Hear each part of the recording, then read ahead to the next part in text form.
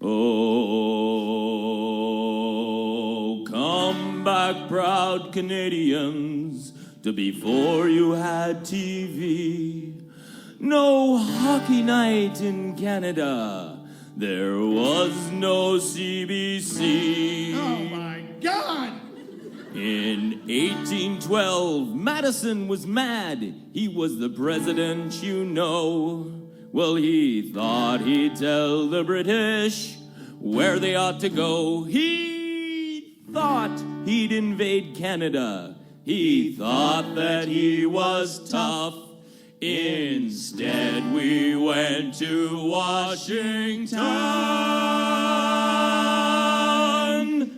and burned down all his stuff in the White House. Burn, burn, burn, and we're the ones that did it. It burned, burned, burned, while the president ran and cried. It burned, burned, burned, and things were very historical. And the Americans ran and cried like a bunch of little babies. Wah, wah, wah, in the War of 1812. Fast hillbillies from Kentucky, dressed in green and red, left home to fight in Canada, but they returned home dead. It's the only war the Yankees lost except for Vietnam. And also the Alamo. Right, and the Bay of Ham. The loser was America. The winner was ourselves. So join right in and gloat about the War of 1812 in the White House. Burn, burn, burn, and we're the ones that did it. It burned, burned, burned, while the president ran and cried. It burned, burned, burned, and things were very historical. And the Americans ran and cried like a bunch of little babies. Wah, wah, wah, in the War of 1812.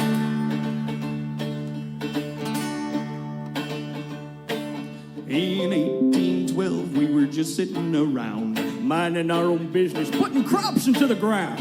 We heard the soldiers coming, and we didn't like that sound. So we took a boat to Washington and burned it to the ground. Oh, we fired our guns, but the Yankees kept it coming. There wasn't quite as many as there was a while ago. We fired once more, and the Yankees started running down the Mississippi to the Gulf of Mexico. Whoa, whoa, whoa, whoa, whoa. They ran through the snow when they ran through the forest. They ran through the bushes where the beavers wouldn't go. They ran so fast they forgot to take their culture Back to America and Gulf and Texaco. Whoa, whoa.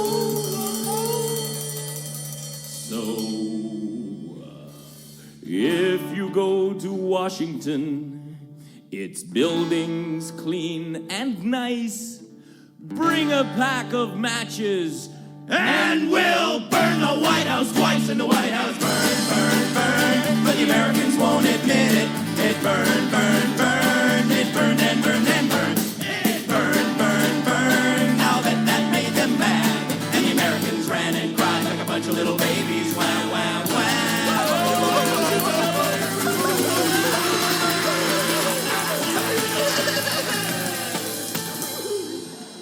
In the War of 1812.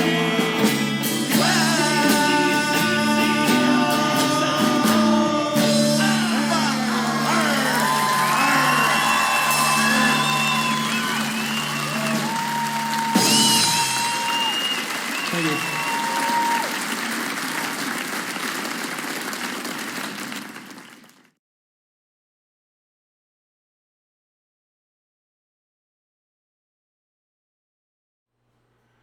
Well, that was not what I was expecting. Harrison, are you with me? Yes, I am, historian. That was definitely not what I was expecting at all. So obviously I haven't listened to it before this moment. I fully intended to the day you sent me the link. I had every intention to.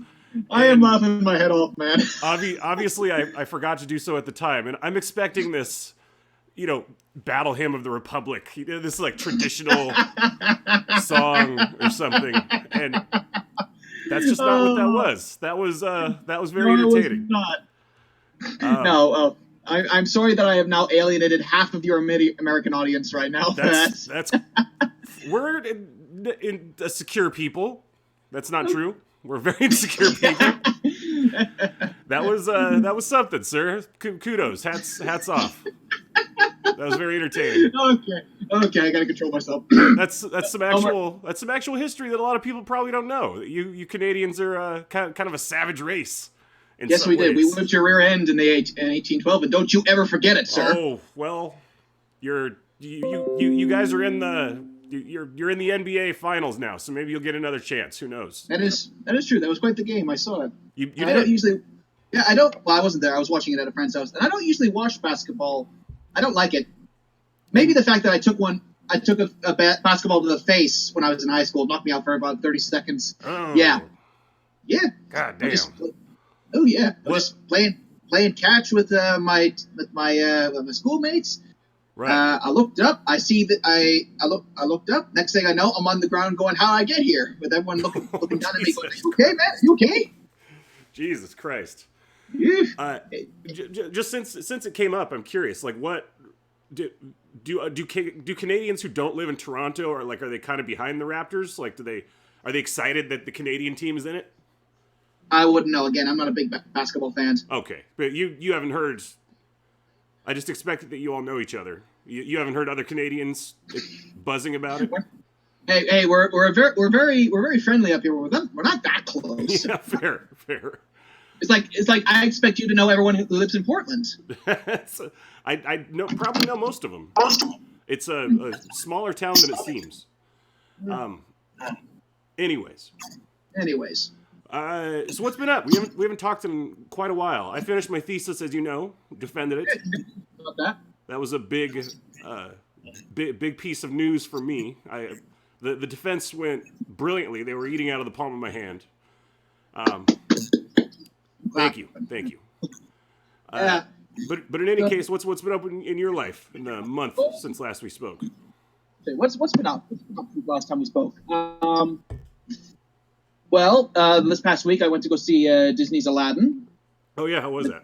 It's not the movie we're here to talk about, but That's true. Yeah, pretty good. There are a few. Really? There's one character who I will not spoil because I don't know if you've seen it or not. This character had me in stitches whenever this character was on scene. Mm-hmm.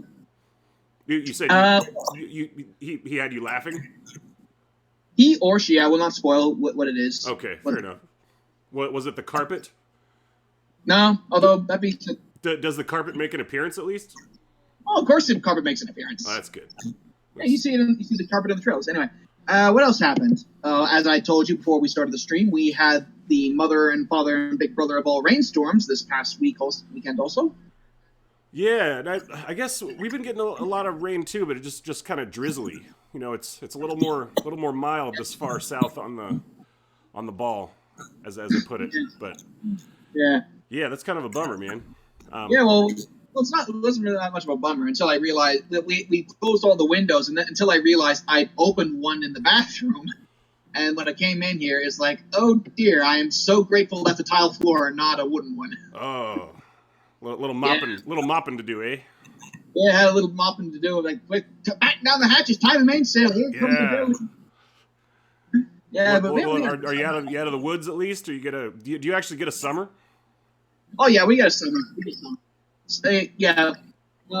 Canadian weather is how do I put this? How can I put this politely? It's a schizophrenic psychopath at times. Yeah, fair enough. Because in the summertime, it's blazingly hot for raining buckets and oceans. Well, what's blazingly? Because I grew up in a place where it gets to 110, 112 conceivably. Oh, that's pretty hot. But for Canadians, like, I have to keep in mind we're a very cold-blooded race. We're snowed in half the year round, right? Like you guys. So I don't know. Like, I think the hottest it ever got was 50. 50? See? Oh, I'm not sure. God, you're doing that Celsius shit. I don't know what that means, man. I'm sorry. I don't. Oh, yeah, that's right. You guys and my boys have different methods of measuring stuff, imperial and metric. Yeah, exactly. Yeah. So I can't. So I kind of cherry pick whatever measurements I understand. Yeah, that's fair. So we are here to talk about EndGame. We are. Another thing. EndGame, among other things. But let's start with EndGame. My sense from you was that you loved it. I did, yes. Is that fair? Yes, I really enjoyed it. I'm happy to say I liked it. So I'll be interested to see exactly what explains our different reactions to it. But I guess I should just preface this by saying my relationship to this material. I don't really read comic books. I've read probably 7 in my life. Neither do I. I've seen some of the previous 1,000 Marvel movies. By no means have I seen all of them, and my roommate and his son actually are currently watching them in like somebody figured out the perfect like chronology because they didn't make them like in chronological order. So I mean, with prequels and jump and time jumps and all that, yeah, they're kind of confusing. Yeah. So I haven't seen all that stuff. I've seen all 4 Avengers films. I thought Infinity War was the best comic book film ever made, and this one was good. Because of the snap? I'm not sure if you can pick that up on your. I'm sucking my fingers. Yeah, we're picking it up. Yeah. That among other things, but yeah. That ending shocked me. It was like, Me what? Too. The bad guy actually wins? This is just like real life. Yeah, it's such a wonderful like subversion of expectations. Yeah. Because you just never see that in comic films. So yeah, I really appreciated that. But anyway, you loved EndGame, and tell me why. Well, for me, why I really loved EndGame was just the ending. Just like this is the culmination of over a decade of build up. Yeah, like, fair enough. Like, I assume we can get into spoilers here since the unofficial spoiler boycott has been lifted. Yeah, it's been a month, and people were getting so ridiculous. I'm sorry. Like, calm down about spoilers. I'm sorry. But carry on. If you haven't seen it by now, spoilers from here on out, obviously. If you haven't seen it by now, you deserve to have it spoiled for you. Anyway, it's your own fault.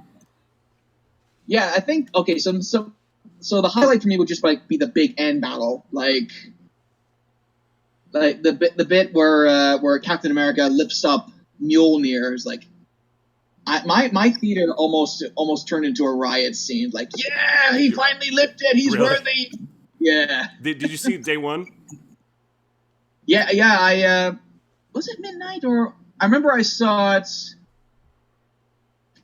No, not mid. It wasn't the day of it came out. It was a couple days afterwards. A lot of my friends went to go see it without me. Still salty about that. Yeah, they didn't even bother. They forgot me. They all went again to see it with me for the first time. Right. Yeah. No, yes, it was that whole ending thing with Thanos. I'm trying to figure out. Okay, so that's young Thanos. The Thanos that's alternate Thanos. 2014 Thanos, I think they kept calling him.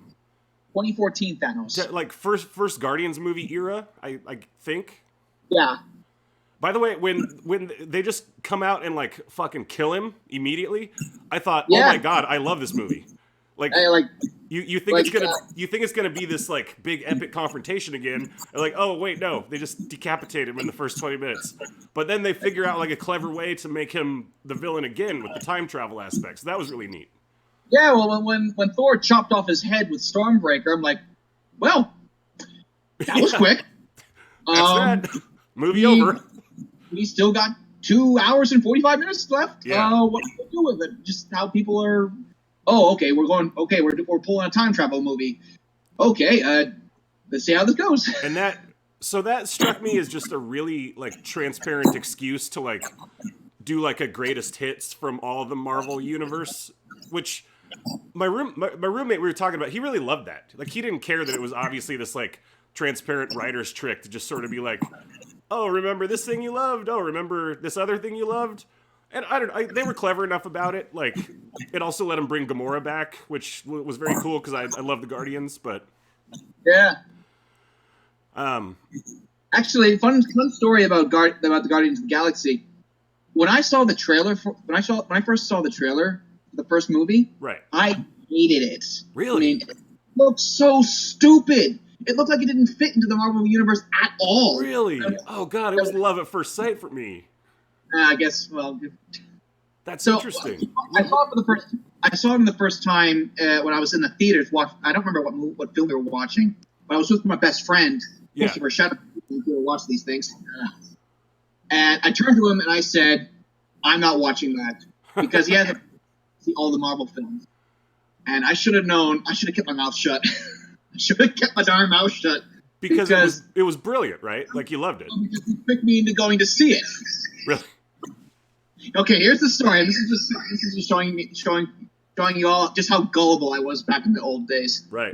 Oh, the old days of Ot 14. Yeah. So my buddy, best friend tells me, "Hey, guess what? There's a remastered version of Saving Private Ryan showing up in theaters." And I'm like, "Wait, what? Okay, let's go see it." That should have all right. That there, the red flags and the alarm bell should have been going crazy, but for me, but no.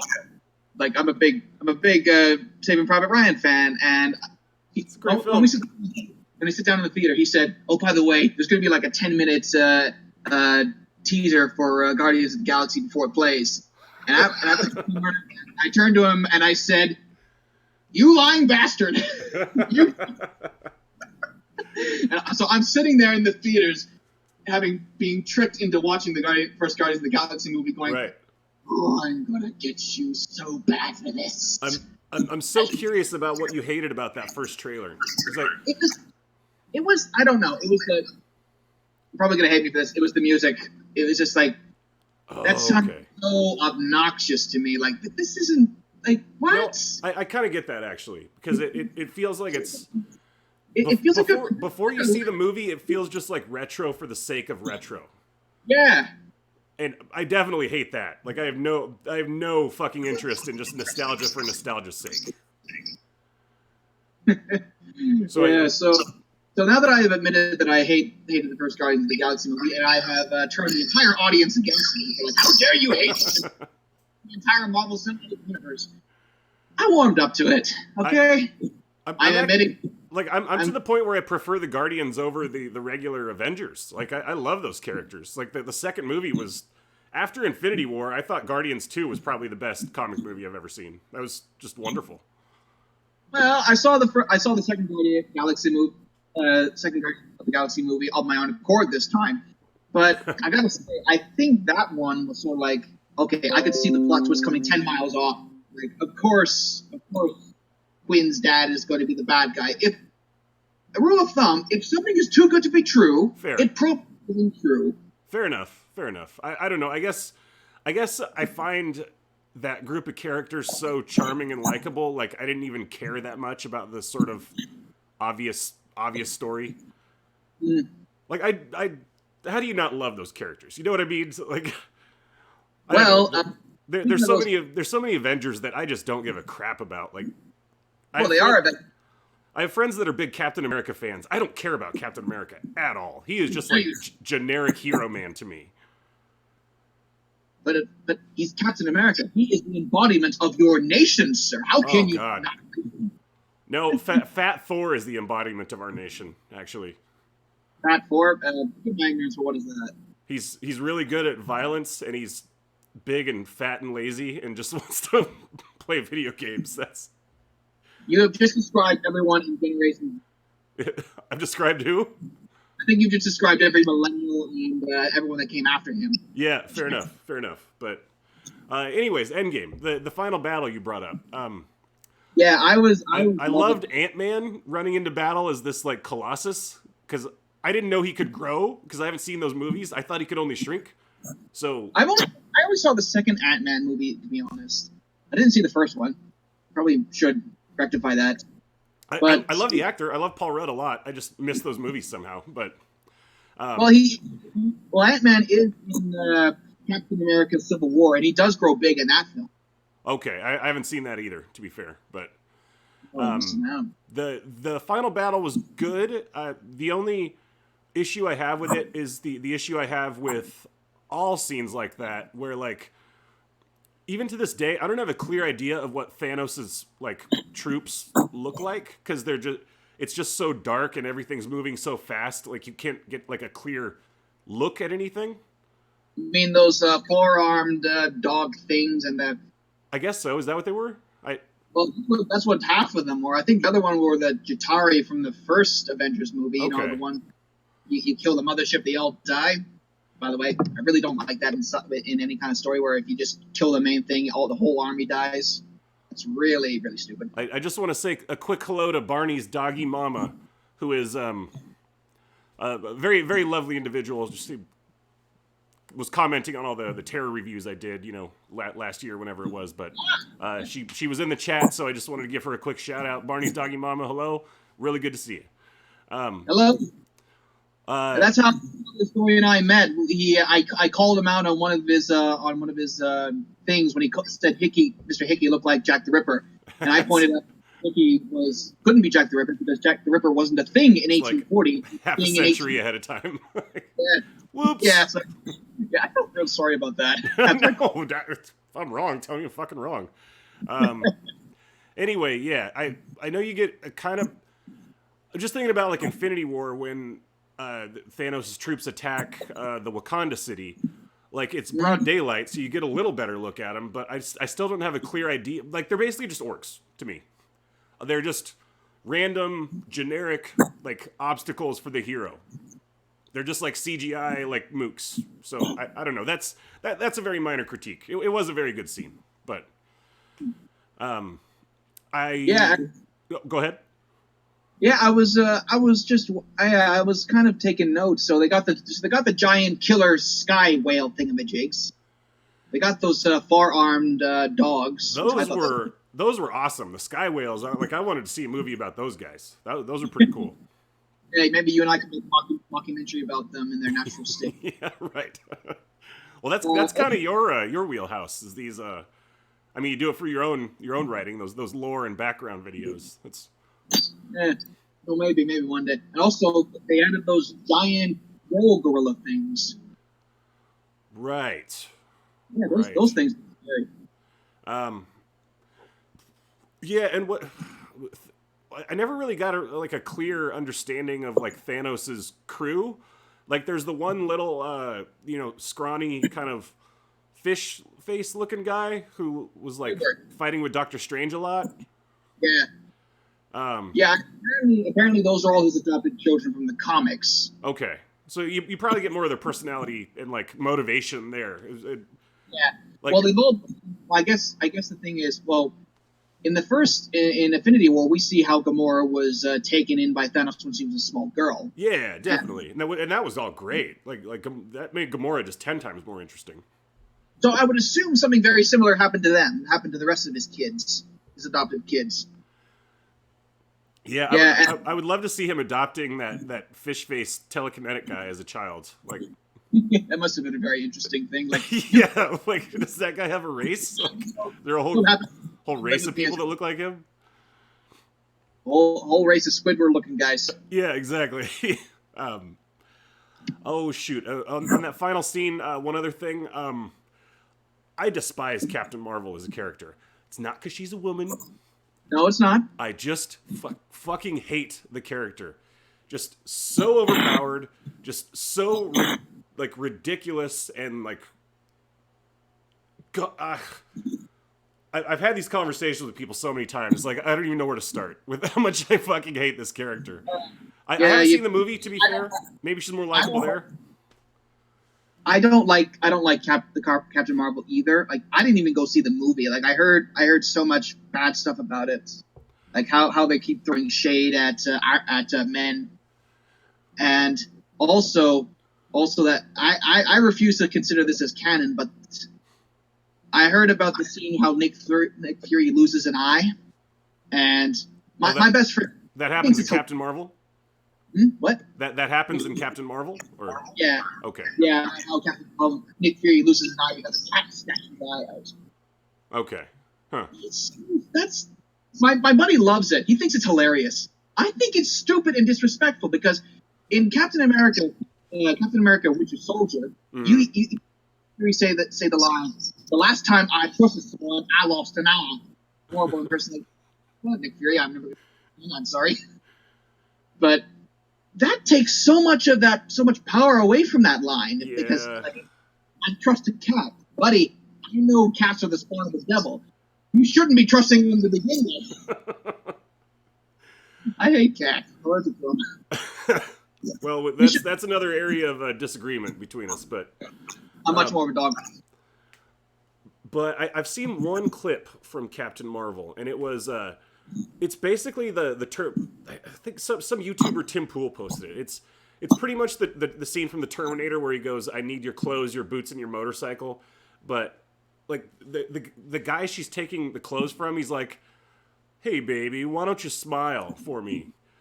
I guess that's a thing that dudes say to girls. I have never done it, but they say that they get that all the time. I know no one who's ever done it. I'm fairly certain that it has only existed in the mind of political activists who live in their own fantasy world. But possibly, I don't know. Like I can't comment on it, but it felt so cliche and pandering to me. It's like, who is this for? Like, is this to make like all the girls in the audience go, yeah, when she like beats him up and like takes his stuff? Is like, even if that's the case, it was like a child's idea of that scene. It felt so cynical and gross and pandering to me. I was like, how, even as a woman who's like a hardcore feminist, how can you even watch that and just not be insulted by thinking that you would like that? You know what I'm saying? Like, I don't know, man. I don't know. It's the mental gymnastics they have to do in order to justify their belief. Sometimes it boggles my mind. And again, it has nothing to do with her being a woman. Nothing. No, it's not. Does not. You write about a female main character. I write about female main characters. My buddy Dimitri, whose work I'm reading, writes about female main characters. It's not a woman thing, you know. But if you say anything negative about this character, it becomes like the 2016 Ghostbusters thing, where he's like, "Oh, you didn't like that movie? Oh, why do you hate women?" Yeah, whenever anyone pulls the racism, sexism, or whatever ism card, I instantly like you block the argument. You cannot argue back, so you just going to say, "Oh, you're a bad person." Blah, blah, blah, blah. Well, in any case, I think we've established that neither of us hate women, so now we can talk about why the character sucks. Were you a Star Trek Next Generation guy? I was actually, yes. Isn't that the one where Wesley Crusher shows up? Yes, unfortunately. Captain Marvel is Wesley Crusher.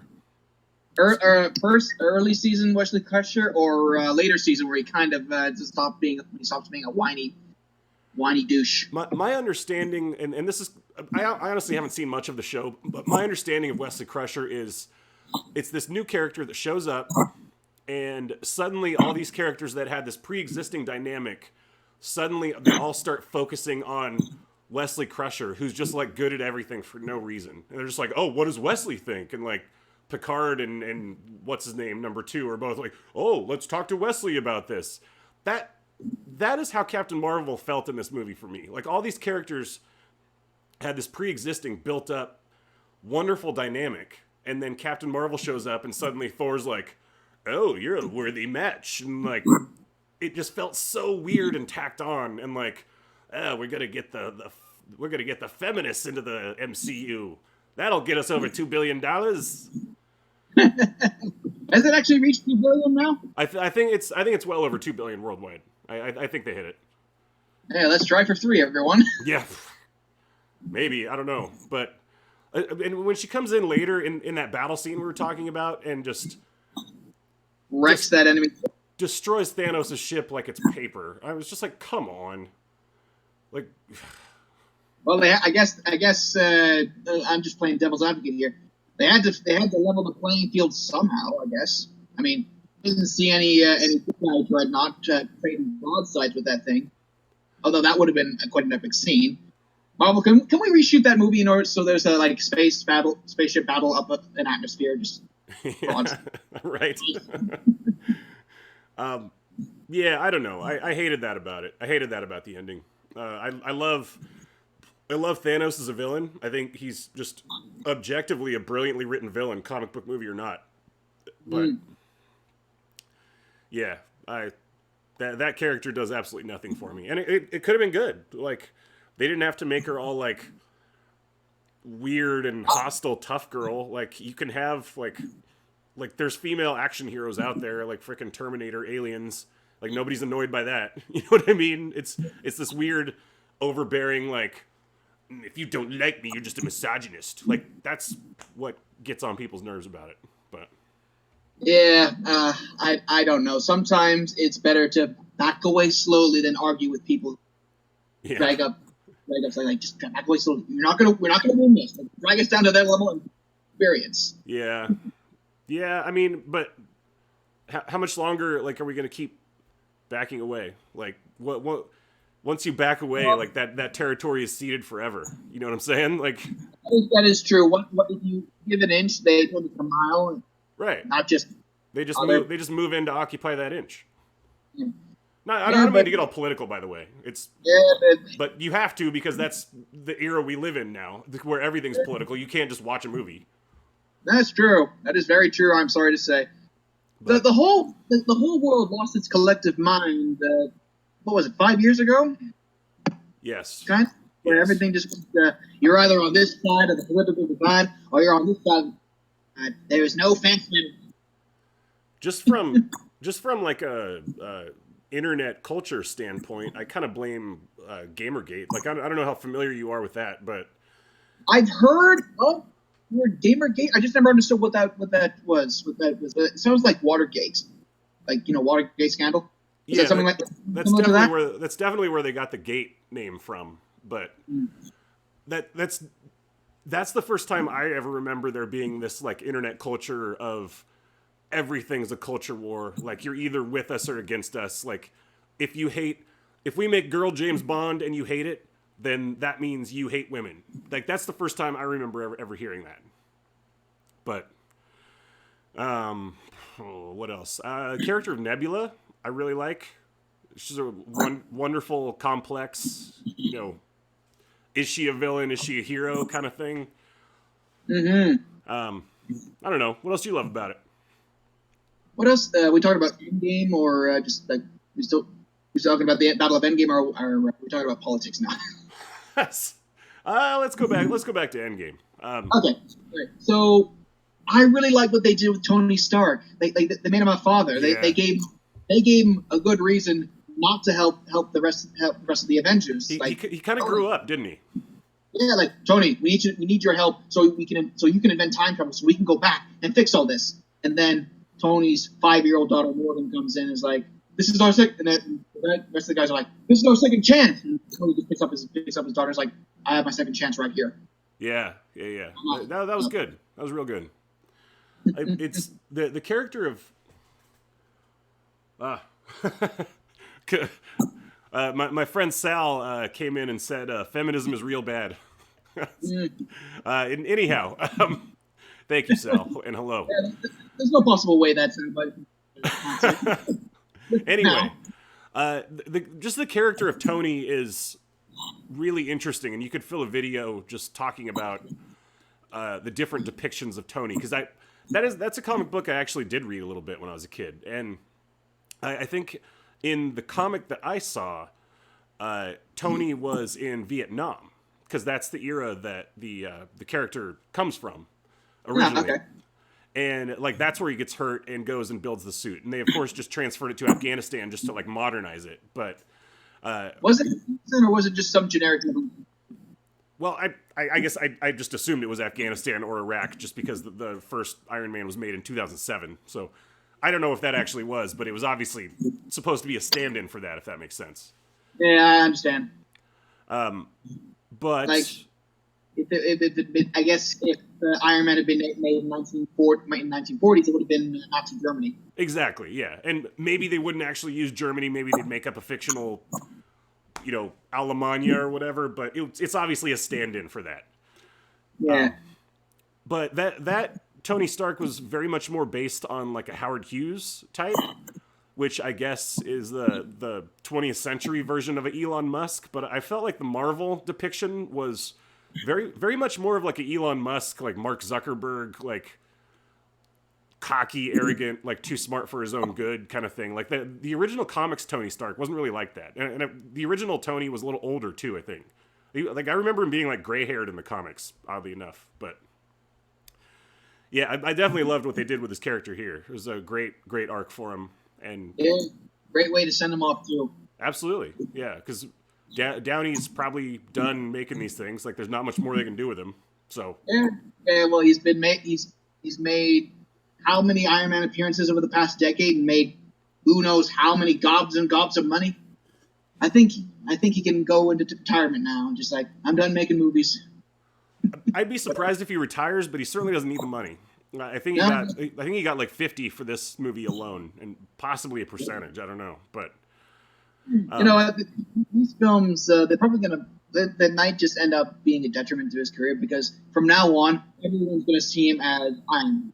Like, I can't look at him and not see Iron Man. I can't look at Chris Evans and not see Captain America. I can't see Mark Ruffalo and not see the Hulk, and so on and so on. And I would guess they're probably okay with that. That this is probably the best work of their careers. Obviously financially, but certainly artistically for Chris Evans. Like, he's never been in anything this interesting. Downey's actually had a long career before he was ever Iron Man. Like, I know you're a little bit younger than me, but when I first heard he was Iron Man, I was like, whoa, the drug addict who just spent a bunch of time in prison, like, they're casting that guy as Iron Man? You know what I mean? It's like, and he just had this wonderful, second act of his career. It's pretty interesting, actually. Yeah. Well, the only other Robert Downey Jr.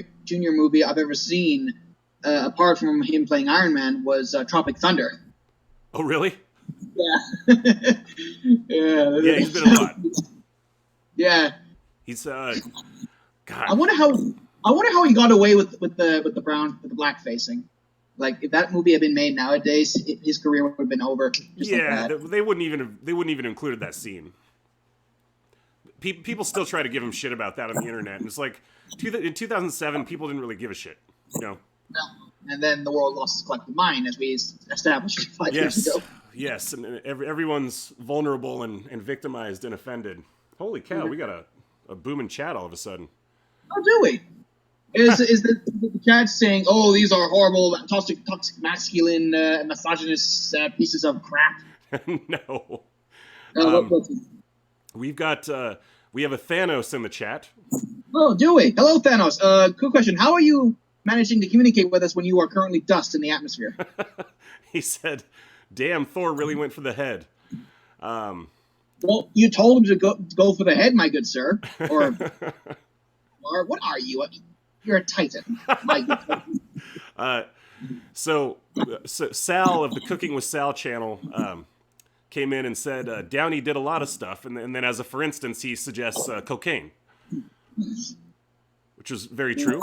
And Jordan Long came in with Chris Evans has inspired millions to do cyclocross, which I think is probably true. He's a fairly fit individual. Mm-hmm. And he also noted that Robert Downey has done quite a lot. The Pickup Artist, Sherlock Holmes, etc. He was in one of my favorite 80s films called Weird Science, for instance. Yeah. I lied earlier when I said that I'd only seen Robert Downey Jr. in Tropic Thunder. I'd also seen him in Sherlock. I completely forgot about those movies for a second there. They're making another one, too. Are they? They are indeed. I look forward to it. Although, I don't know who the main bad guy's going to be. Because they killed Moriarty. They killed, what's his name? Lord Blackwood, played by Mark Strong. Is it going to be that character, Colonel Sebastian Moran, the sniper from the previous? I know almost nothing at all about the Sherlock universe. I've seen both of those, and I thought they were pretty good. There's they did a TV series about Sherlock Holmes in the 80s, and when this I'll post a link to the playlist to you, and you can take a look at it when you're able. Yeah, fair enough. Yeah. I know you like those weird, obscure old properties. Yeah. Old stuff, old movies, old TV shows, they have a charm that modern stuff is just lacking now.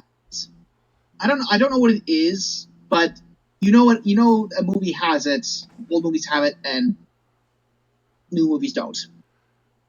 Yeah, I kind of feel like I sense the vibe of what you're talking about, and I'd be hard pressed to put a name to it. Charm, nostalgia, talent. Yeah, I don't know. But then, another part of me says, well, maybe people in 50 years will look back at 2019 and say, man, those were the good old days, Yes. Yeah, when Hollywood kept trying to force down ideas down our throats in every movie. So I'm just gonna put that Speaking of, what did you think about the Black Widow and Hawkeye scene where that was intense. it, That was intense. Okay, who's gonna die? That's one of the few times I've been in a theater. I've been kind of like on the edge of my seat, going, "Just don't please, can't we all live? Can't we all live? Don't die! I don't care. Just don't die." right? Some folks were annoyed by that because it sort of replicated the, in my opinion, better scene with Gamora and Thanos in Infinity War. I didn't really have a problem that they just did it again because like the stakes were different. You know, they were fighting over who would commit suicide. Like that was a really interesting dynamic happening there, I thought. Mm-hmm. I don't suppose they just could have grabbed. Say what?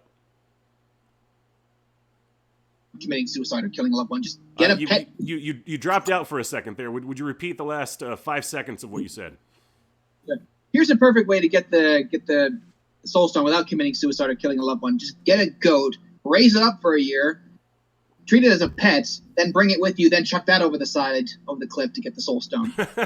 Scapegoat. A literal scapegoat. Yeah, I was going to say they didn't have a year, but didn't they? They had time travel. That's true. They had plenty of time. Yeah, well, that's how I would get the Soul Stone. Although, that being said, it didn't say you had to sacrifice a living person. Just, or did it? Maybe. I think your highest loved one or whatever. Like, something you love the most. Like, for me. Yeah. Gear. What could I? What of my physical items would I throw? Could I hold my gear? Yeah, I'm not gonna think for Harrison, it wouldn't be a living being. He's like, well, no, I don't obviously don't want any of my family members or my friends, but I also don't want to throw away all my stuff. Yeah. Oh God, what else? What did you think of Nerd Hulk? I loved it. I thought it was hilarious. Yeah. Yeah, like, Hulk, there you are. We missed you last movie. Right. Where were you? Word. Yeah, that was very good. The smartest thing they ever did with these movies was make them very funny. If you take this material too seriously, it flops, in my opinion. What did you say? You dropped out there for a second. Say again?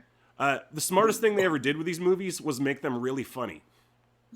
I think if you take this material too seriously, it flops. It's not going to work. Yeah, you need a laugh every now and then, otherwise you go mad. I mean, they're almost like comedy films with like action drama elements. Like that's how like constant the quippy humor is, and a lot of that came down to Downey. Like he's so good at that. But I'm told a few of the earlier ones they did kind of take seriously. Like one of the Thor films just doesn't have that like Marvel jokiness about it, and it's considered by far like the worst film in the series. So, Dark World. Probably. I'm not sure, to be honest. I mean, I really like the Dark World. I don't know. I guess I'm a part of the minority there. So, what did you think of how they ended Captain America? Like Steve Rogers. Oh, I don't know. Like it was fine. Like it's obviously what he wanted. Like it's a satisfying ending for the character. Like I didn't really have a problem with it. As far as, and I do want to get into that as far as like handing it off to the next generation or whatever. But as far as an ending for that guy, it made sense to me. Like that's obviously what he wanted, was to just go back and live with his woman. I don't know. What did you think of it? I thought it was about time that Captain America returned to his own time, because for him, he's been a fish out of water for the better part of a decade now. Like he gets frozen in 1945. Right. And look on your face there. There's a funny comment in the comment section. I have a comment from Thanos. He says that Wi-Fi is good in the Soul Stone. And my friend Sal came in and said that a DuckDuckGo search finds that Downey was in Tropic Thunder. Yes, thank you, Sal. I appreciate that. Thank you, Sal, and thank you, Thanos. Now, where was I? I lost my train of thought. The fish out of water of Steve Rogers. Thank you. Yeah, so Steve Rogers wakes up. He gets frozen in 1945. So 60 years later? Or is it 70 years later? And 70, something like that. and the entire world, the world as he knew it, had come to an end, and this new technological monstrosity had taken its place. Like, yeah, it would be. It's just like.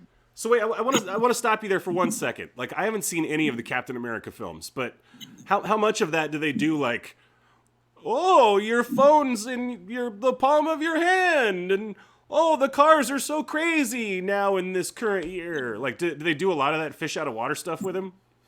But not really. They downplay it. Like, it's not. There was one moment in the first Avengers movie where Tony made a joke about something, and Steve went, "I get that reference." But and in Captain America: Winter Soldier, there's a scene where he meets Falcon for the first time, and they're talking about it. And it's been a while since I've seen that movie.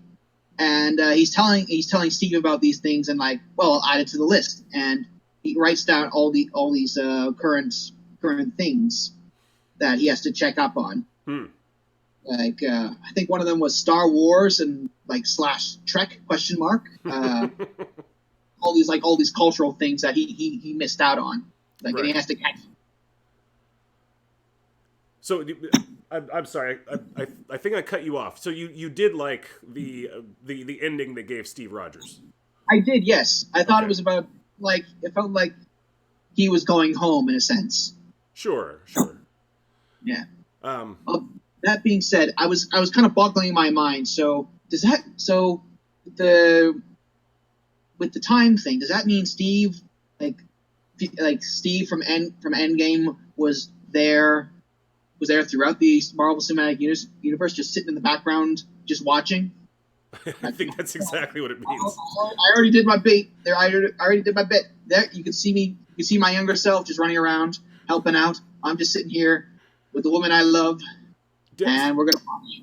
I mean, the best time travel movies are the ones where they always include a scene where it's like, don't think about this stuff too hard.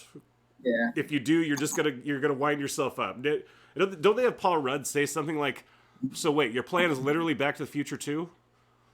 Yeah, something like that. Yeah, that was pretty funny. I like how willingly meta and self-aware they are, and they're just clearly having just so much fun making these.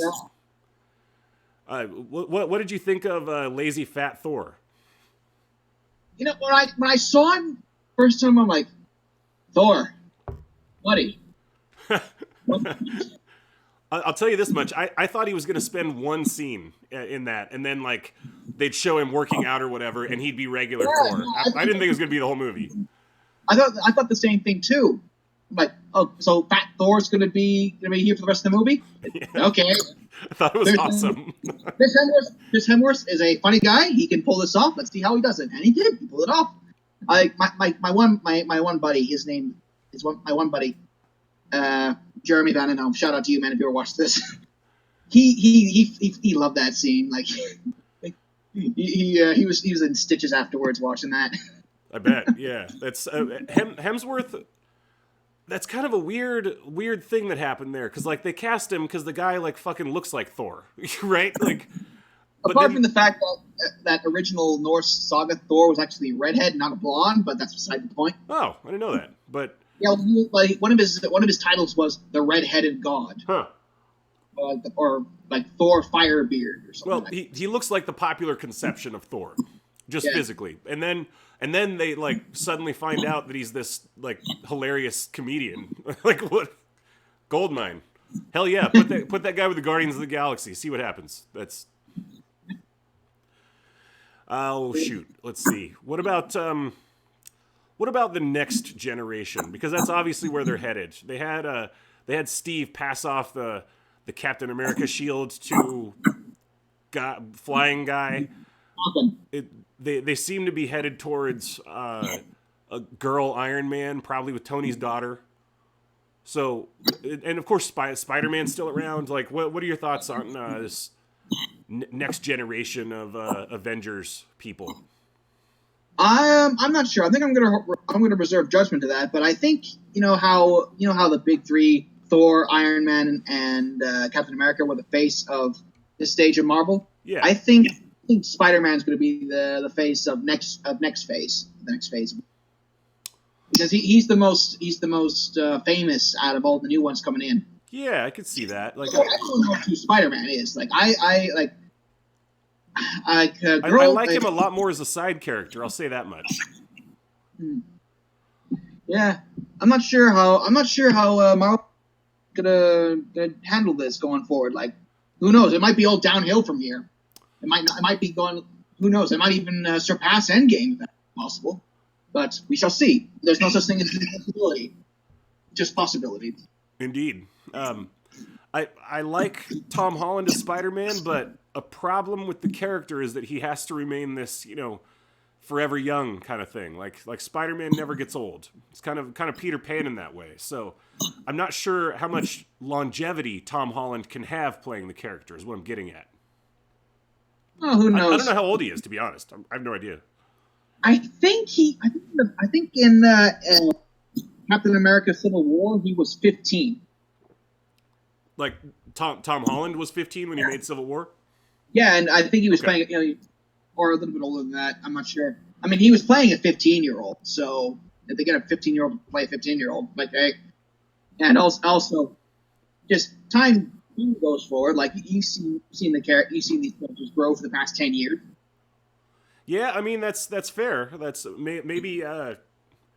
And of course, like that's not unprecedented in comics either. Is sort of like passing the torch to a new person. Like, how many people have been Robin in the Batman universe? There's been like 5 or something? There's been like multiple Supermans. I don't know. I can't keep track of this shit, but they have passed the torch before. So who knows? Yeah, who knows, man? It could work. I know that a big draw for me in these films was the humor, specifically that of Robert Downey, Hemsworth, and Chris Pratt. And to a lesser extent, all the Guardians, really. I thought Batista did an amazing job for never having been an actor, just stepping in and just having that incredible comedic timing as Drax. Yeah, Drax is one of the few things that's redeemed the Guardians of the Galaxy. Hilarious. The guy had never acted before. Like he was like a pro wrestler. That's unbelievable. Well, the Rock never acted before his first credits. And granted, obviously there's some overlap in the skills there, right? Like being a pro wrestler, it's part acting and it's part athletics. So yeah, I guess you would know more about that. Wrestling's really indeed so, but suffice to say there is some overlap.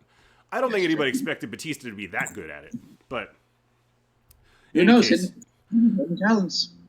A big, as I was saying, a big draw for me was the comedy and the quippy, witty types like the Chris Pratt and the Robert Downey. So if they replace that with like mean, stoic, bitchy Captain Marvel and like a bunch of other new characters, like I love Holland as Spider-Man.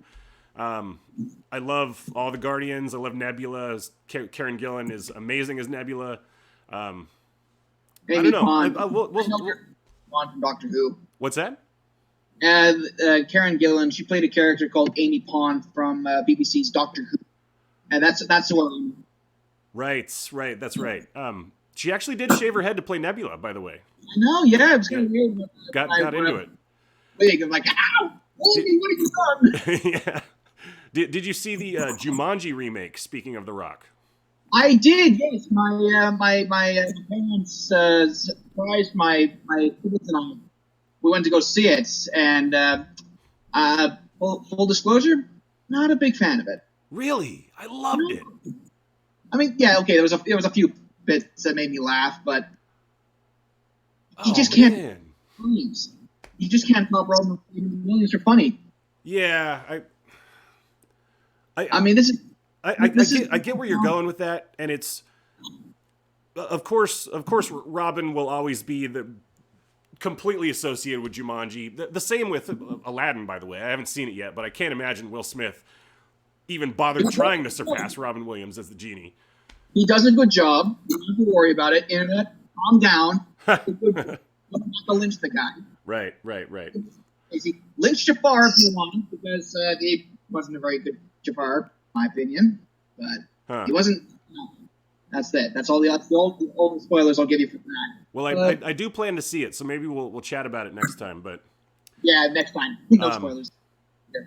In any event, yeah, the whole gimmick of taking the kids and putting them into the bodies of The Rock and Jack Black and Karen Gillan and Kevin Hart, I thought that worked beautifully. And I thought, my God, how fun is that for the actors, for like The Rock to pretend to be like a 14-year-old like skinny nerd in The Rock's body. Like, I don't know. I thought it worked really well, but I understand, yeah, that you can't top Robin Williams, obviously.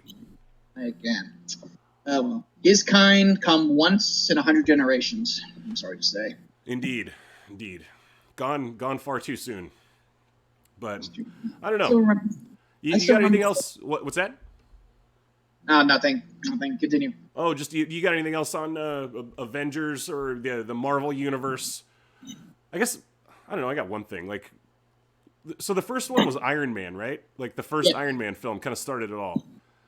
Yes, technically, yes. I think Iron Man came out before that ill-fated Hulk movie, and then they kind of like that's technically canon. Which I didn't even realize that was technically part of it all. The one with Edward Norton you're talking about. Yeah, that one. I think I've never seen it. Yeah. All I know is General Guy from that movie was also in Captain America: Age of Ultron. Same actor. Yeah, right. So my point is, like, you go back and watch like the first Iron Man now, and it feels like such a small movie. Like it was a big summer blockbuster in 2007, and you go and watch it now, and you're just like compare it to the last two Avengers movies, and you're just like, holy shit, this is like a tiny little production. Like the villain's like Jeffrey Lebowski in like a bad CGI suit. You know what I mean? I don't know. It's crazy how far it went. Like, so many people just grew up with this. Like, think about somebody who was, I don't know. Think about somebody born in 2002, and maybe they saw that when they were 5. Like, and now they're adults now. It's just crazy to think about. Yeah, it's a huge accomplishment. Makes you feel old, doesn't it? Oh, I always feel old. My body makes me feel old. I don't need the help from the Avengers. Yeah, but, all those pains and I ain't no spring chicken anymore. That's right.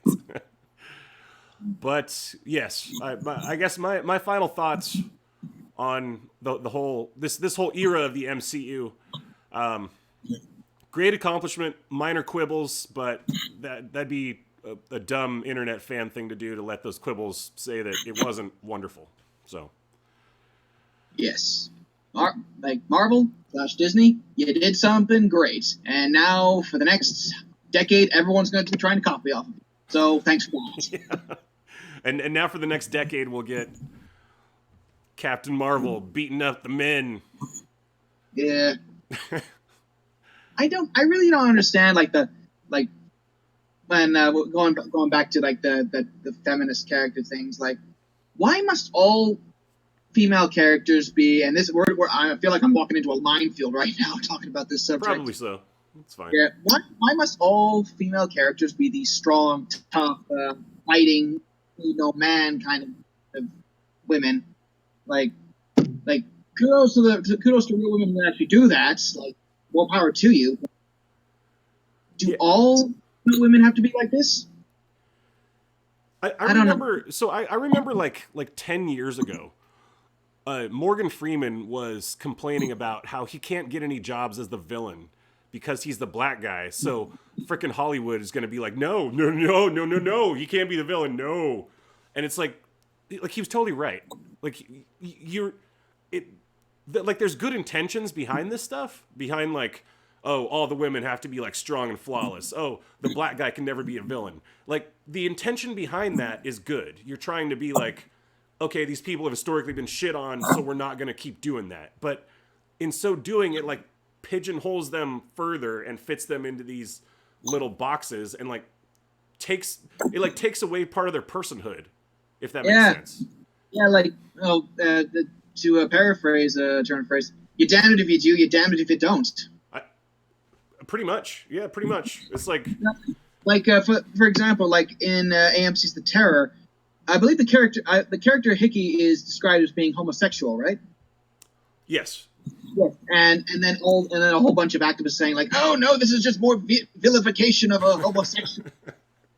So no, it's like gay people can be shitty, straight people can be shitty, white people can be shitty, black people can be shitty. They could all be good. You know? I'll be back. Yes, exactly. They want to like rectify these historical wrongs by never presenting certain groups as bad, and that ends up like having the opposite effect, in my opinion. Yeah, like, oh boy, it's like a ton of prevention for 1 ounce of cure. Right. Right. Yeah, so that's a whole other can of worms. Maybe another time. But what do you say we take a quick break and we'll come back and chat about writing for a minute? Okay. All right. Well, if you wouldn't mind muting your mic, sir, I'm going to switch to our intermission screen. Play a little music for the folks. You got to play the American song, the Canadian song again for everyone. I'm going to play America Fuck Yeah, just to wash that out of the system here. All right, man. I'll see you in a minute. That doesn't sound petty whatsoever.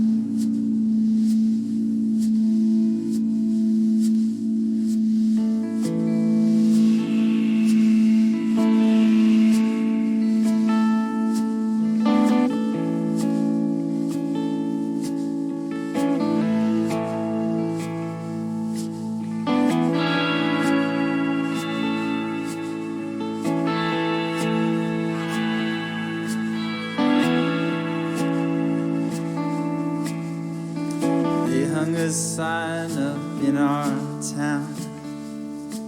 If you live it up, you won't live it down. So she left Monte Rio, son, just like a bullet leaves a gun. With charcoal eyes and Monroe hips, she went and took that California trip.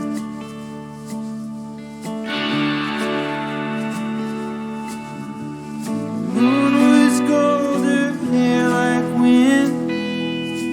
She said, don't look back, just come on, Jim. Oh, you've got to hold on, hold on.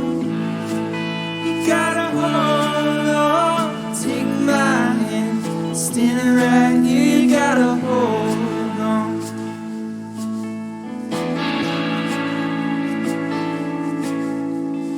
He gave her a dinosaur watch and a ring made from a spoon. Everyone's looking for someone to blame.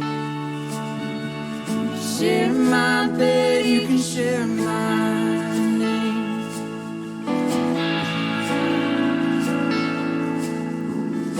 Go ahead and call the cops. Don't meet nice girls in coffee shops.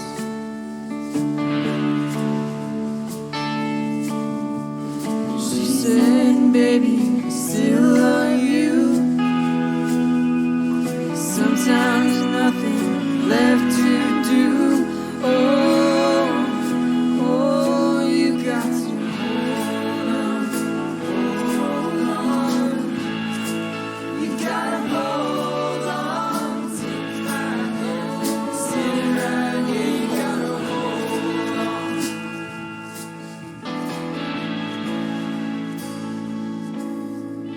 God bless your crooked little heart. St. Louis got the best of me. I miss your broken China voice. How I wish you were still here with me. Yeah, you build it up, you wreck it down.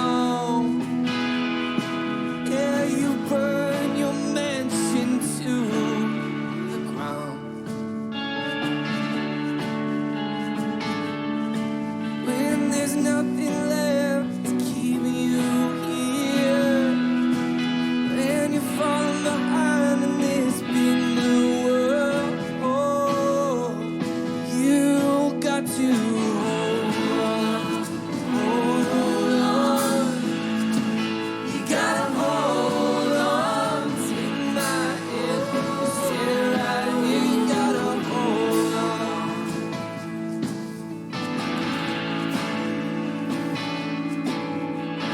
Down by the riverside motel, it's 10 below and falling. By the 99-cent store, she closed her eyes and started swaying.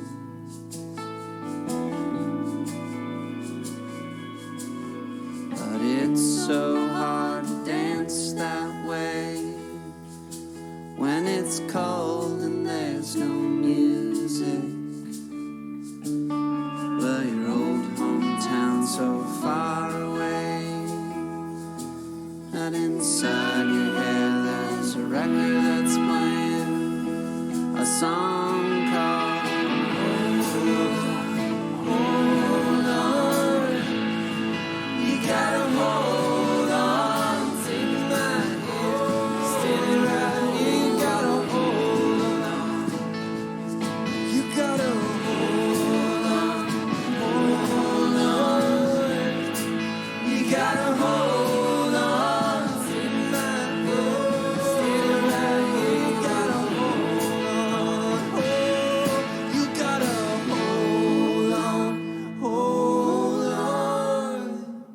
You gotta hold on, take my hand, standing right here. You gotta hold on.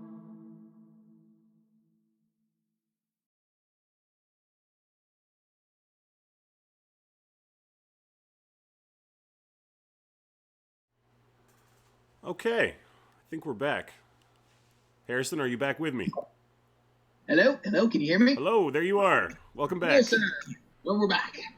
That was a longer intermission than usual, but that's the first time I've ever heard that cover of that song, and I was enjoying it. So, figured we'd let it go. Right ahead. Anyhow, you, sir, are working on your book 4. Yes, I am. I am toiling as we speak at my book 3, but how is 4 going? I've read 40 pages of it so far, but what have you done since then?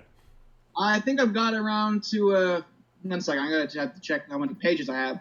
Let me pull it up right here. It is currently, just loading. Come on, Google. Not Google. Come on, Microsoft Word. Wake up. It's, brother, you leave this thing on. Oh, it is 48 pages long. Okay. It's currently 48 pages long. But you liked the first 40 I sent you. I do. I think we're in a similar place where we're building the muscle before the spine, if that makes sense. I think you've yet to give me the spine of the thing, at least in the excerpt that I read. Okay. You mean like no central? I haven't gotten to like the central storyline, just like the outlying characters and all that. Is that what you mean? Essentially, yeah. I haven't seen anything yet that relates, for instance, to the title of the book, which is the Siege of Casmoran, I think. Yes. Yeah, and that's not necessarily a bad thing. 40 pages is not a lot. You're essentially still kind of clearing your throat, as it were. So, well, in book 3, I also went for 50 pages before I finally introduced the Children of the Sands, right? I think it did, or was it 60 pages?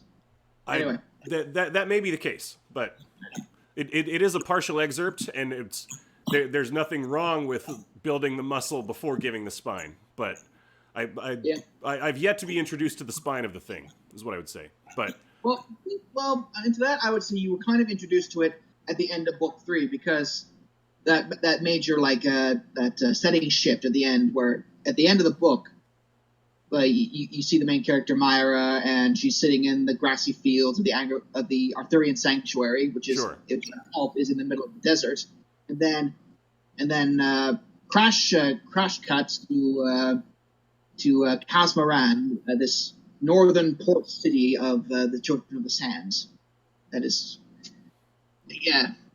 So that's the place you're going to be, where that's going to be the focal point of this story. Yeah, that's fair. That's fair. In any case, how's the progress coming? Tell me about the process. Agonizingly slow. Yes, but steady.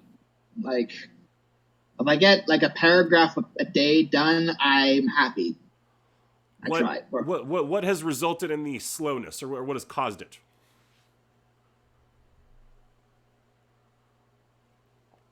Harrison, did I lose you? I think we may have lost Harrison. Bear with me, everybody, while I think he's frozen. Harrison, if you can hear me, you're frozen. Let me see. It still shows you online. Sorry, I know none of you can see this. My internet connection still shows excellent, so it may be on your end. Harrison, if you can hear me, I'm going to hang up on you, and I will call you again.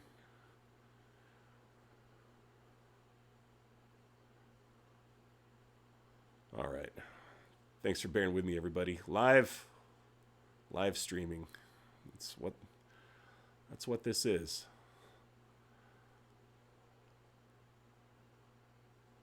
Right. I am calling Harrison presently as we speak. Just going to let him know that I'm calling him. You back. Very, very compelling when I'm talking to myself here. Try it, everybody. Stream solo. You'll run out of material in 10 seconds. We'll just go voice.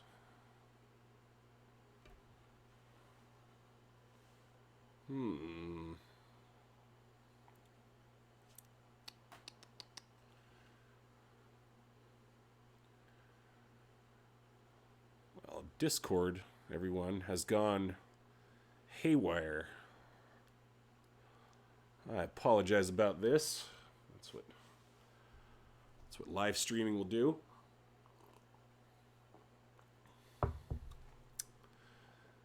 Harrison. Hello. Sorry, Hey. my internet just took a dump there. That's welcome back. I very awkwardly talked to myself for 45 seconds until we had you back. I'm so sorry about that. My internet annoying habit of just crapping out on me at the most inopportune times. I can relate to this. Yeah. Where were we? We were at. I was asking you why it was coming so slowly and about your process with it. This one I'm just kind of taking my time with book 4. I'm just kind of letting it. I know what's going to happen, but I'm letting the story kind of naturally develop as much as I can. Sure. Okay. Like, what is your like? Where are you most creative? Like sitting in front of the laptop, like out walking. Like what's the? Well, I wish I was at my most creative when I was sitting at my computer when I can write all this stuff down. But don't we all? Yeah, but it's basically whenever like inspiration hits. Like for example, like when I was watching EndGame, I was watching this thing going, okay, how can I implement these things into my story, like all the epic stuff, like, oh, I want to use some of this stuff, but I can't. But how? Yeah. Some of the dynamics and relationship stuff. Yeah, I get that for sure. Yeah. Hey, it just occurred to me that last time when we were doing a stream, you contacted me afterwards and went, oh crap, we didn't talk about this character's experience. Daniel, do you remember? Oh yes, the joining the children's army essentially. Well, not really. No. Yeah. Okay. I guess we can call it that. Okay. So some context for everyone who's listening in.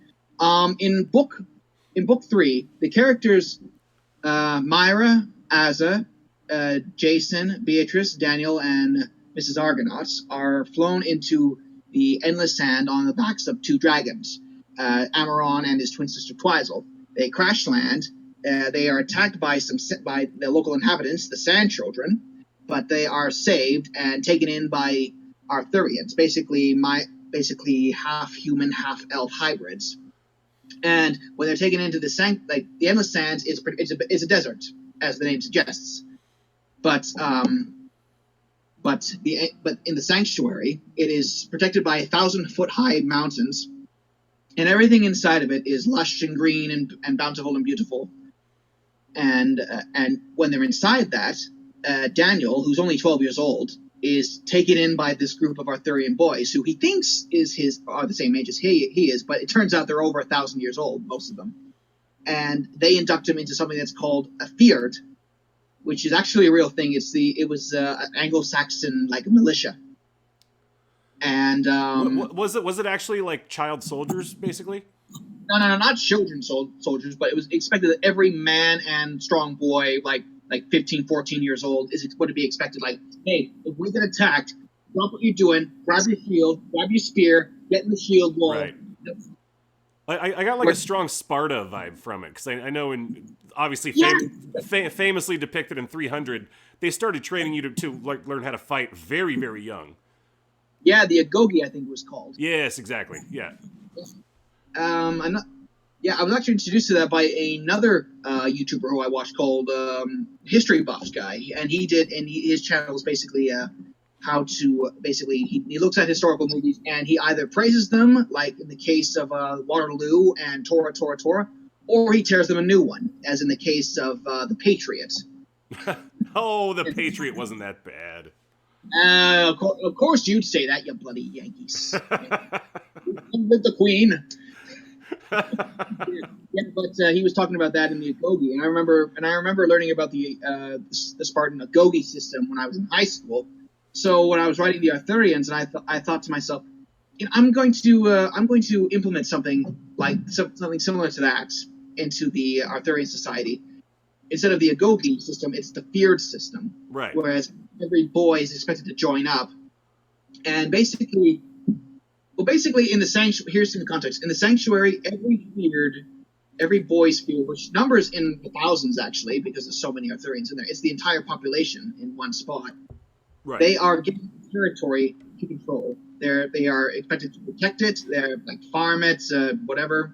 It's basically their own little mini kingdom. However, they're expected to protect it, but they're also simultaneously expected to raid the other territories of the other Fyrds or form alliances with them. Basically, it's showing them okay, this is what you're going to be doing when you're adults, but we are adult Arthurians are going to ensure that you don't kill each other by giving you wooden swords and blunted staves to serve as spears. But they don't pull any punches. There's a scene.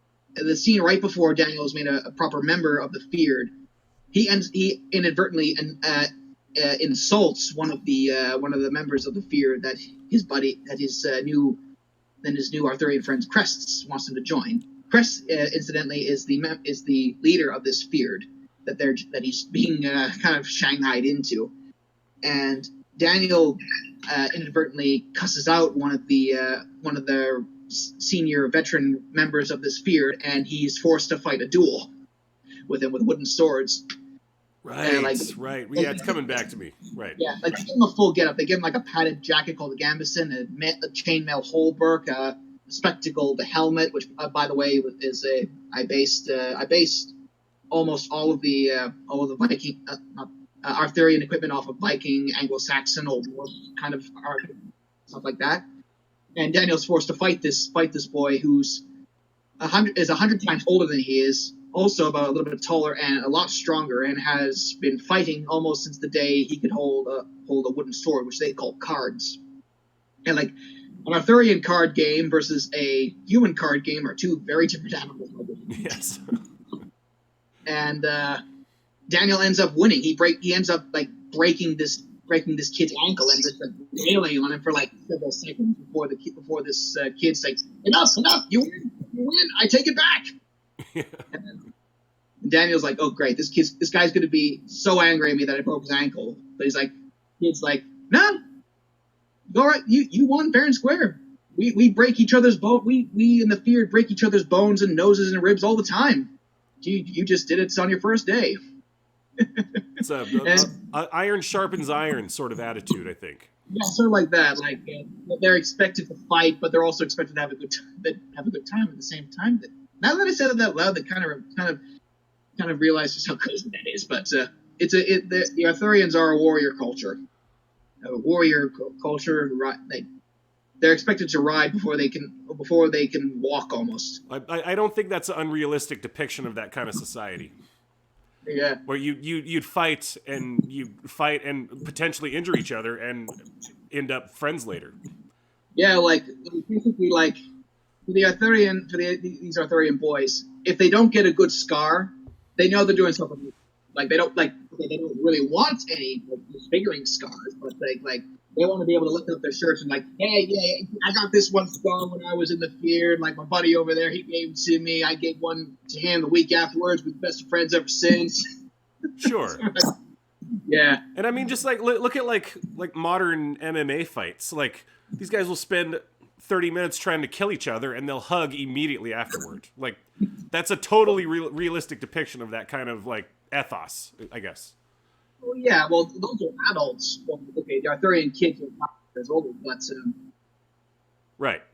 It's sort of like for these Arthurian boys is how to build character. It's building character for them. Sure. Because, nowadays, it's sort of like we want to pamper kids. We want to make sure we want to put what's the thing? What's the things you pop and it's very satisfying? Bubble wrap. We want to bubble wrap the whole world. Arthurians will go, the world is dark, scary, and full of monsters, so we want to make sure our kids aren't a bunch of weakling pansies in this world. Like you and I, we would not survive in the old world, as I call it. Like the modern world is like the Draco Rex modern world is also bad. There are also monsters running around, but yeah, the old world is another beast entirely. And I would barely survive camping. What are you talking about? I'm like, I need a bed and air conditioning. I would not survive like a day in the woods. Oh. I guess that's one thing. That's another thing that's different between us. Like, this is some IRL stuff for me. Every year around September, October, and occasionally November, although that was a one-off and we never did that again. A bunch of buddies and I, we go out camping in a place called Killarney. It's just south of Sudbury, for those of you who know where Sudbury is in Canada. And we canoe in, and we spend a weekend up there. Wow. We sing, we tell very crude jokes, a lot of fart jokes. Come to think of it, we usually cook 1 metric ton of bacon, which is a requirement. We cut down trees from firewood, and we come out again a little stinky, a little more hairy, but men. But men, yeah. That is a very different thing about us. I've tried with camping. I don't like it. I hate it. No, I wouldn't be able to camp by myself either. I know I had to go in as a group. You have to mooch off of someone. There has to be one mooch in a crowd. Right. If my best friend is listening to this right now, he's probably thinking, yes, he finally admits he's a mooch. But to my one friend, I like to say, I have been camping a decade longer than you have, my good story. Your first time was back in 2013. I was doing it for like 6 years before that. So, So, on the writing process, I must say, on my book 3, when I started it, I knocked out like 45,000 words in like less than a month. And I have been like stalled for the past 2 months. And granted, part of that is because I was working on the thesis, and that just ate up so much mental energy. But real life takes precedence of stories. But I don't know exactly, like, I don't understand the process enough to understand why, like, 45,000 words at a rate of like 3,000 words a day, like, my brain just exploded with ideas and creativity, and suddenly, like, it locked up. Like that's how fast block sets in. You know what I mean? Like, well, I find that when I'm writing my things, like the past few days, I've sat on my computer and stared at the screen until my eyes bled because nothing was coming to me. And and other days, I've had days where I've knocked out like 5 pages. But I guess it's all about, like, I don't know, what's the words? What would be the term? Setting the mood? If that makes any sense to you. I mean, when I was writing the climax to book 3, that took me forever and a day, and I had to like I had music playing in the background that really helped. And the way I do it, what was it? I play music that I think would be appropriate for the scene if it were ever made into a movie. I honestly don't remember what song it was. I basically listened to a lot of like movie, TV, and video game soundtracks. Like when I was writing the beginning of book 3, I was listening to the Uncharted theme song for Uncharted 3 like on repeat. Oh yeah, it's very good. Like, just on repeat. And for this one, I've been trying to do the same thing, but it's like it's not really working. I haven't found the flow, if that makes any sense to you. It's just so strange how, like, it's talking to you, like, it's not talking to you, it's screaming at you, like, for days and days and days on end, and you're like, wow, I'm gonna finish this book in 3 months, like, let alone a year, and then suddenly it just goes quiet. You're just like, it almost makes me believe in muses. You know what I mean? It's like, where did you go? Come back. Wait, we were having fun. Yeah. You know what? I wish I could turn like the creativity on and off like a faucet, but no, it's like all right, the faucet's clear, but no, it's suddenly jammed with a big human hairball, and we gotta wait for it to unclog before we can continue. Yep. I've always associated just being able to work with being like a pro at this. Like, professionals, I always thought just knock out your 1,000 words a day, period, no matter what. You can work if you're inspired, you can work no matter what. But a lot of them aren't like that, actually. Like, Stephen King is like that. He will knock out his words, no problem. A lot of them aren't. Like, a lot of people that you've heard of, if they aren't feeling it, they just can't work, period. Yeah, like, just like knocking out 1,000 words a day. I wish I could do it. I would do my IT to do that. Yeah. But I don't know, like, rushed work. I guess something like, if you rush something, it's going to be bad. Yeah. Like, case in point, like, see how Game of Thrones ended. Like, everyone's agreed that it felt rushed and the ending didn't feel earned and all. And you're not even a fan, and you're aware of that. No, like, well, I like to keep up to date as who's alive and who's dead in Game of Thrones, and the way it ended, just going off a little tangent. I'm happy that how it ended. Like, House Stark is on top. House Lannister is neutered. Like, I was so happy when I watched Percy die. You cut out a little bit. One more time. I said I was really glad that House Stark ended up on top, just because of all the crap they've gone through. Sure. The 8 seasons. I was so happy to see. I'm not terribly familiar with the War of the Roses, but I wonder if, like, you look at that history, if you could carefully, like, map out, like, okay, the Habsburgs map onto the Lannisters and thus and such, and, like, maybe somebody could have predicted it that way. I don't know. Some internet nerd probably would have tried, if possible, but But Harrison, are you with me? I think. Oh, we did lose Harrison again. Harrison, if you can hear me, your internet has shut down. I'm going to hang up on my friend Harrison here. We'll call him back in a second. Shut down the Discord. Hi, everybody. How you all doing out there? Hope you're doing good. This is your boy, the world-renowned historian, coming at you with some fine, sexy tunes. I don't know what I'm doing.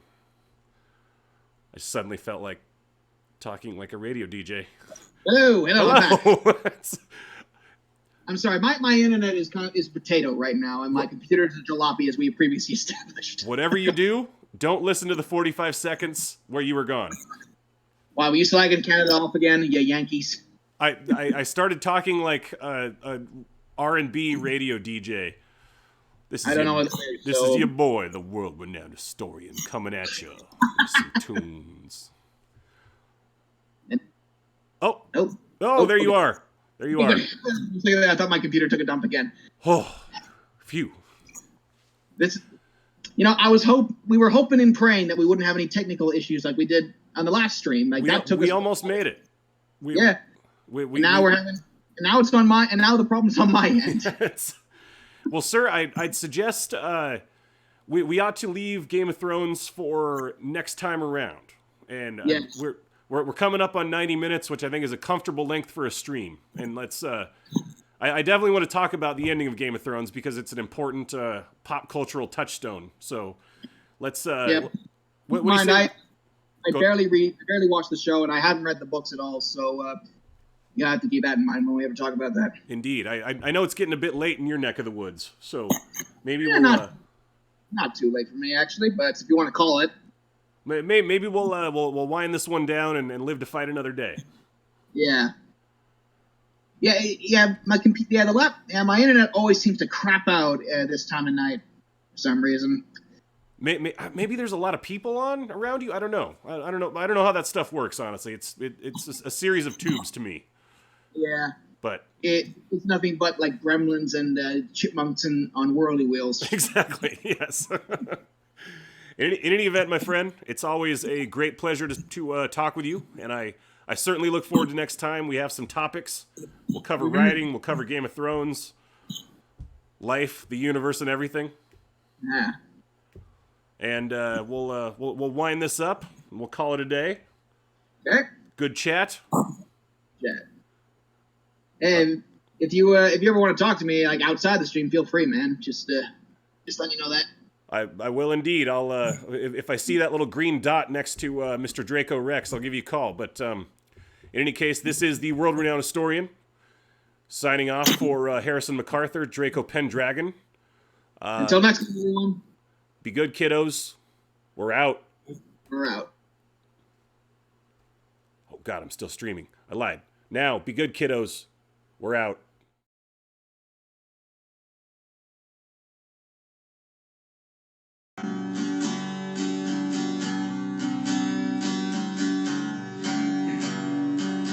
There ain't a lot that you can do in this town. You drive down to the lake and then you turn back around.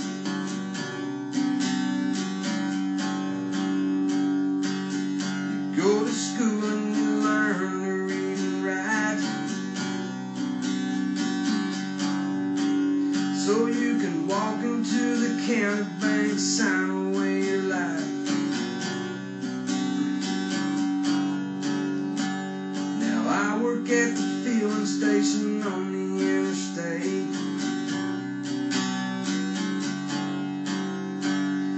Pumping gasoline, counting out the state plates. They ask me how far into Memphis, son, and where's the nearest beer.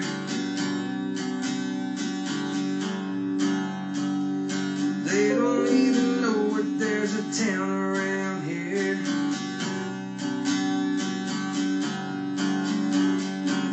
But someday I'm